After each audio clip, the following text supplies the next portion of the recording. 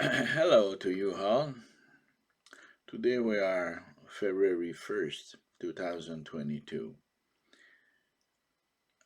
This is a short video about due diligence. I will lecture you for a very short video, very short lecture on due diligence pertaining to one big pharma in particular. The name of this big pharma is, as you probably know, because it was announced previously in one previous video, is Pfizer. Okay, so now what is due diligence? Due diligence, due process, but due diligence more specifically. Imagine that you are a lawyer in your office, and then suddenly you receive a call from someone you know nothing about. The person at the other hand of the line asks you, are you Mr. LAFERRIERE? Yes, I am Mr. LAFERRIERE. I am an attorney at law. So what can I do for you? So the person introduced himself as Mr. X, and then you ask relevant question for what are the reasons for you to call me this morning, and that person expose is undertaking this project, what he has in mind. And on the other hand, you reply, can you give me some more detail about your identity? What is your name, your address, and so on and so forth? Maybe we can schedule an appointment to discuss this so-called undertaking of yours. Okay, so due diligence basically is just very simply asking relevant questions about your client, his identity, location, his legal and financial priors, because you need some sort of guarantee that it will be let's say that he can afford to pay your bills, your legal bills. And then when you will be stuck in front of a court of law, assuming that the issue will be positive, there will still be legal fees to pay the bills, your bills. So, of course, if he wins, that's fine. But if he lose, it can get very tricky. The least to be said, very complicated, to say the least. So now, all the information pertaining to the project must be revealed, divulged, disclosed to you as a lawyer, because you are the professional who will take care that you will have to handle this case properly before a court of law according to the procedure, and you will be compelled by law and regulation to conform yourself to let's say the rules of the procedure. The vacation to the court you will have to attend, and so on and so forth. You will have to be available to you, and let's say to respond to your colleague on the other side of of the demand. There will be a defendant, there will be a plaintiff probably in a civil case. If it's a criminal case, priors will be paramount. Okay, and before you take the decision, let's say to ask your client, are you a position to testify against the Crown, against the Crown. I mean the witnesses brought by the Crown before the judge, okay, and examination and cross-examination and so on and so forth. So it could be very complicated. That's the reason why we are compelled by law to ask very relevant questions. That's the real nature of due diligence, and to get some information as a priority. Tell your client the priors, all is legal priors. It's a matter of credibility, and it's also a matter for you as a professional to have the big picture of what's going on, what is the situation, what is situation, and what is undertaking.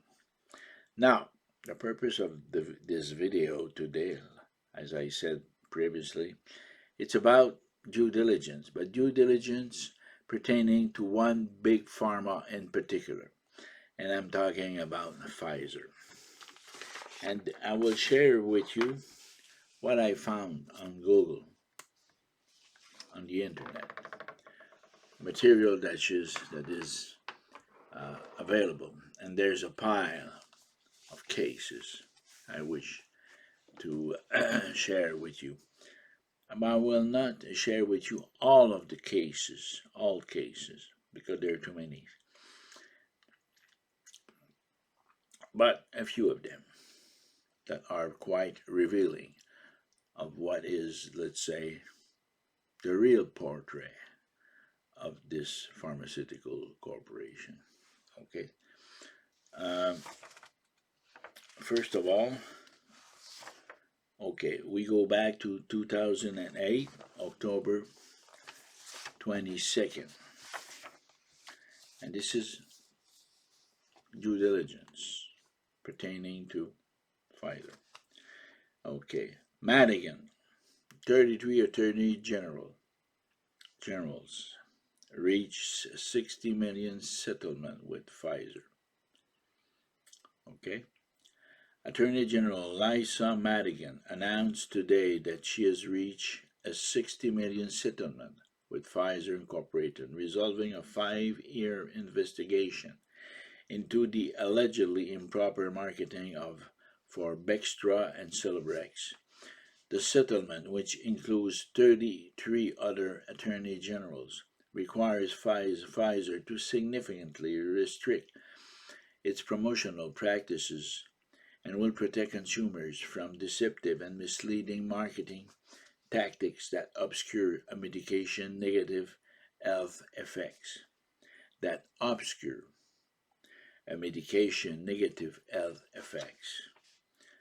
This is the state of Illinois, October 22nd, 2008. Another case here. September 2nd, 2009, Justice Department, United States Justice Department. Justice Department announced largest healthcare fraud settlement in its history. Pfizer to pay $2.3 billion for fraudulent marketing. Washington. American pharmaceutical giant Pfizer Inc. and its subsidiary Pharmacia and Upjohn Company, hereafter together Pfizer, have agreed to pay $2.3 billion, the largest healthcare fraud settlement in the history of the Department of Justice, to resolve criminal and civil liability arising from the illegal promotion of certain pharmaceutical products. The Justice Department announced today, September 2nd, 2009. I have another case here, April 6, 2009. Pfizer settled Ritalin product liability litigation. Pfizer has settled thousands of personal injury claims alleging the diabetes drug Ritalin caused liver damage. The number of claims and the size of the settlement are confidential. However, Bloomberg reported that the company is paying $750 million to settle 35 1,000 claims. The company had set aside $975 million in 2003 for the litigation. Pfizer said the multi-district litigation is now resolved, and there are only a handful of cases remaining in state court, which it expects will be dismissed. Pfizer withdrew Ritalin from the market in 2000 after people taking the drug experienced liver failure. August 7, 2012, Pfizer HCP Corp agreed to pay $15 million penalty to resolve foreign bribery investigation. Oh, that's very hot stuff. Washington, Pfizer HCP Corporation, an indirect wholly owned subsidiary of Pfizer Inc., has agreed to pay a $15 million penalty to resolve an investigation of Foreign Corrupt Practices Act, FCPA. A law that I teach, by the way, the course of my seminar on national security at the university. Okay. Okay, principal, as I said, Foreign Corrupt Practice Act violation. Principal Deputy Assistant Attorney General Tilly Rahman of the Justice Department Criminal Division and Assistant Director James W. McJunkin, in charge of the FBI's Washington field office, announced today. In a related matter, Pfizer Inc. and Wyatt LLC reached settlement today with the Security Exchange Commission for another $26.3 million in disgorgement of profit. Anyway, another one. December 12, 2012, Justice Department, Federal Justice Department, United States. Pfizer agreed to pay $55 million for illegally promoting Protonix for off-label use. Off-label use. What does it mean? Off-label use. Pfizer Inc. will pay $55 million plus interest to resolve allegation that Wyatt LLC illegally introduced and caused the introduction into interstate commerce of a misbranded drug, Protonix, between February 2000 and June 2001, the Justice Department announced today. Off-label use. It evokes something that is clandestine, secret, off-label. Anyway. Okay, another case is February 28, 2013.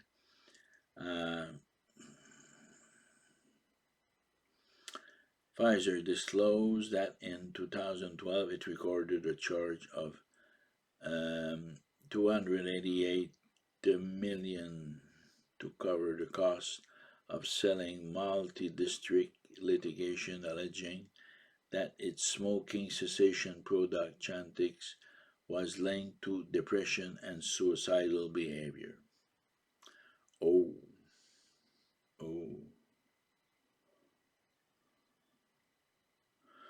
Okay, Northern District of Alabama, February 28, 2013. April 27, 2016, Wyatt and Pfizer agreed to pay $784.6 million to resolve lawsuit alleging that Wyatt underpaid drug rebate to Medicaid. Underpaid drug rebate to Medicaid. That's very cheap behavior from a multinational. Okay. The Department of Justice announced today that pharmaceutical Wyatt and Pfizer Inc.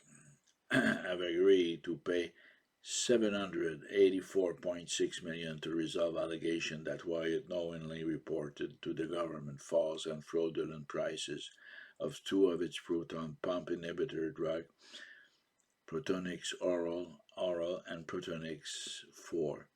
Pfizer, which is headquartered in New York City, acquired New Jersey Bayes Wyatt in 2009, approximately 3 years after Wyatt has ended the conduct that gave rise to the settlement. May 24, 2018, drug maker Pfizer agreed to pay $23.5 million to resolve False Claims Act liability for paying kickbacks. Corruption.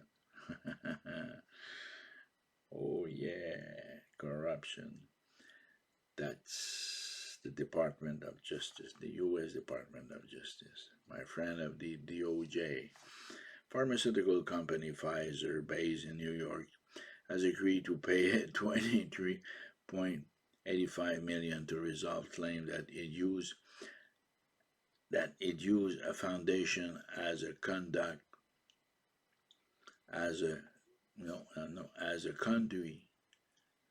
to pay the co-pays of Medicare patients taken 3 Pfizer drugs in violation of False Claims Act, the Department of Justice announced today. I don't really get that one. Agreed to pay $23.85 million to resolve claims that it used a foundation as a conduit to pay the co-pays of Medicare patients taking 3 Pfizer drugs in violation of False Claims Act. Okay, this one should be clarified.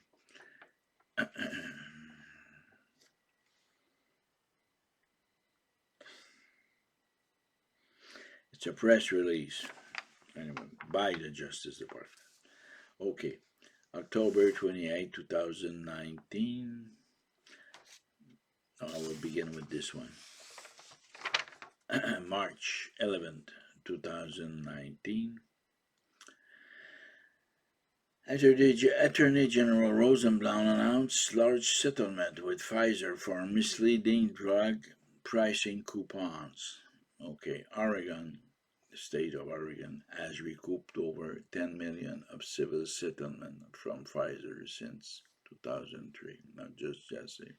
That's a footnote. Attorney General Rosenblum today announced $975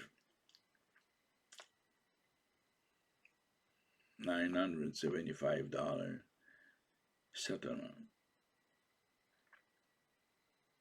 $975,000 settlement with the pharmaceutical company Pfizer for distributing misleading marketing material and coupons to Oregon consumers. The coupons distributed by Pfizer were designed to help consumers afford co-pays or deductibles associated with the brand name drugs.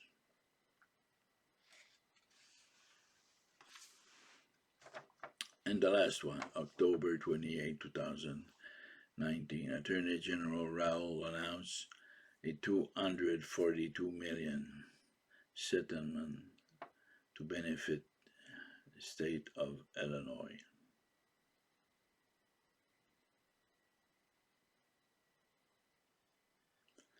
$242 million. Okay, Chicago Attorney General Juan Raoul today announced he has recovered $242 million for the state of Illinois in a settlement with numerous drug companies, which involved allegations the company inflated the wholesale prices used in setting the rates for Medicaid reimbursement. That's it, and that's all for today. There's probably some more. I mean, there are more of these. There are more cases involving Pfizer. So it's a matter of credibility based on priors It's a matter of reliability based on priors. And now this corporation has vaccinated millions of people.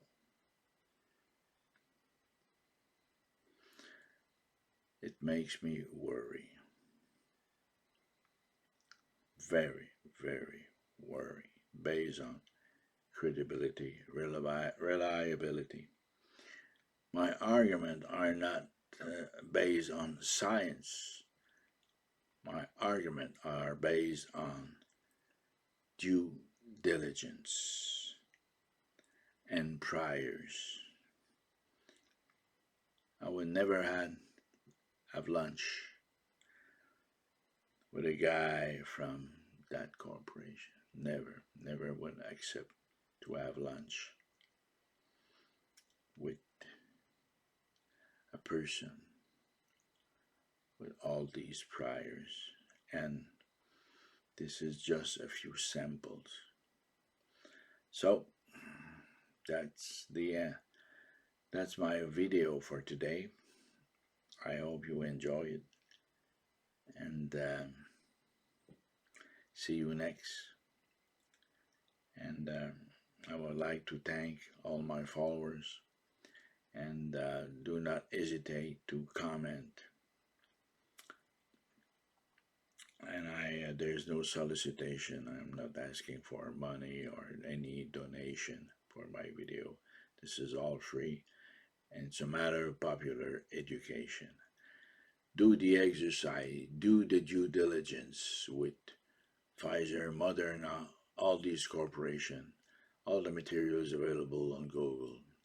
Before you get vaccinated, get on Google and get the information. Please, it's a matter of credibility, it's a matter of the reliability, it's a matter of health.